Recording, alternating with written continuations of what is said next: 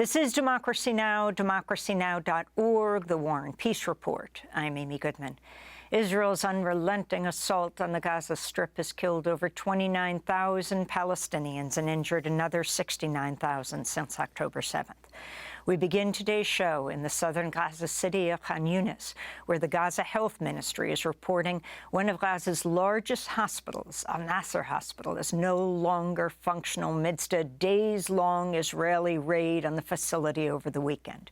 At least 8 people at the hospital have reportedly died since Israeli soldiers cut off electricity and oxygen supplies.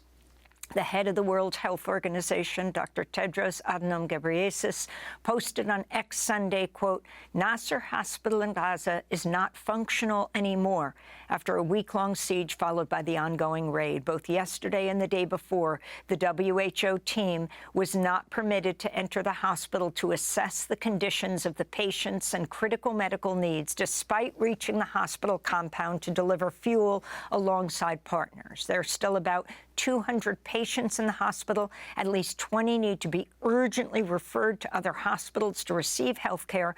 Medical referral is every patient's right. The cost of delays will be paid by patients' lives. Access to the patients and hospitals should be facilitated, end quote. The World Health Organization says it's still trying to evacuate the remaining patients in the hospital in Khan Younis to other facilities. On Friday, the Gaza Health Ministry said an aid convoy led by the United Nations was detained for 7 hours and prevented from reaching the hospital. The ministry said Saturday Israeli forces, quote, arrested a large number of the directors and staff of the hospital while they were tending to the wounded. Up to 100 people were reportedly arrested. On Sunday, Dr. Ahmed Moghrabi at Nasser Hospital sent Democracy Now! A video describing what happened when the hospital was stormed by Israeli troops. At 1:30, I was at the third floor with my family at the surgical building. We heard lots of quadcopters over our heads at the hospital. They were asking us by microphone actually to evacuate the hospital immediately. And after like 5-10 minutes, I heard a very big explosion. Actually, they bombed and chilling the third floor where I'm staying.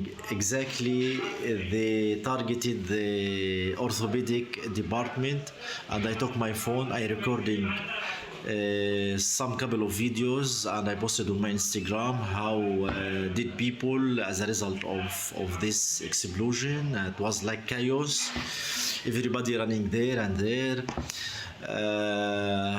So I realized that it is invasion of IDF, as I started hearing some dogs at the hospital yards, and actually, yeah, they destroyed the back wall of the hospital and released their dogs. I changed my scrub immediately, and I took my clothes. Actually, I bought my clothes, and I ran away from the hospital with my family, with many of patients, many of people, some of my medical staff there. And can you guess it was like 2 a.m. early morning. It was cold, and there was a checkpoint away from the main gate of the hospital, about like 50 meters only. There was tanks, soldiers, dogs, and they started checking everybody there, everybody. So it's not allowed to cross the checkpoint without checking you. So when my turn comes,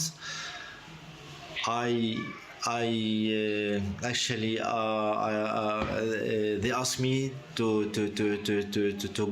go forward or to come to the checkpoint. Me and other 4 people. Actually, I told my wife, my children, that I might be arrested, so don't worry. Maybe it will take 2 weeks, 1 month, so I'll be fine. Blah blah blah.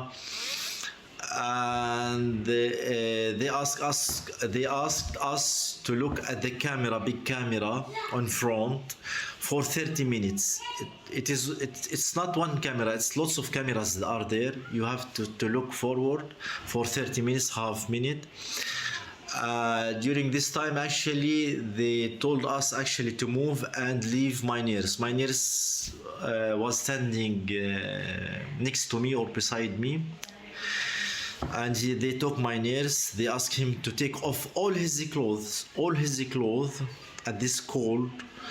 And they took him inside. And they ordered me and others actually to go and to keep moving. Just keep moving. And I walked with my family about 10 kilometers that night. 10 kilometers. Nothing remained in Khan Younis. Nothing. It's like horror movies. No streets, no buildings are there. Only dead bodies all over around. Only dead bodies. By the way, I was hearing my friend Rami was screaming. They were beating him. Not only him, many. They took many. I managed to get Rafah early morning and I spent that day at the street. Who remained of medical staff, actually all of them are arrested. They arrested all the medical team who remained at Nasser Hospital. We don't know the fate of my colleagues. Actually, from my department, they took one GB doctor, my assistant, Dr. Mahmoud. They took two nurses from my department, Rami and Muhammad. They took, I think, around 100 of medical staff already have been arrested by IDF. Now I'm at Rafah. I came here to EGH Hospital in Rafah, to say hello to my friends, actually. And this is the situation here. I built a tent, by the way, for my family. I went to the MSF shelter with my wife and my children. I'll keep you updated. Thank you. That was Dr. Ahmed Moghrabi speaking Sunday from Rafah. He was forced to leave Nasser Hospital with the Israeli raid.